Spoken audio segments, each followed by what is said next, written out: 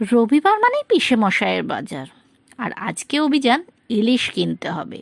পিসেমশাই বললেন, ইলিশ কিনতে হলে নিজেকে কিন্তু ডাক্তার ভাববি, চোখ দিয়ে দেখবি, নাক দিয়ে শুকবি, হাত দিয়ে বুঝবি, তারপর সিদ্ধান্ত নিবি।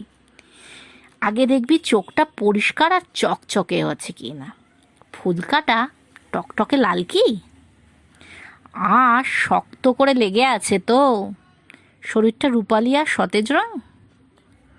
হালকা চাপ দিবি, দিলে যদি দেখিস মাংস আবার আগের জায়গায় ফিরে এসেছে, তবে বুঝবি ঠিক আছে। তারপর নাকে দিয়ে গন্ধ শুকে বললেন, টাটকা নদী বা সমুদ্রের স্বাভাবিক গন্ধ হলে ওকে, টক বা পচা যদি গন্ধ পাস তাহলে ক্যান্সেল করে দিবি। আমি বললাম, মাছ কিনতে এসে এত পড়াশোনা করব? জীবন বিজ্ঞান ক্লাসেও তো এত শেখায়নি গো। পিসেমশাই মুচকি হেসে বললেন, ভালো জিনিস খেতে গেলে আগে চিনতে শিখতে হয়। 1200 থেকে দরদাম করে 1100-তে ইলিশ ঘরে এলো। টোটোয় ফিরতে ফিরতে মনে হলো, হাতে শুধু একটা ইলিশ নয়, মনের পকেটে ভরে নিলাম ইলিশ চেনার শিক্ষা আর একরাশ জীবনবোধ।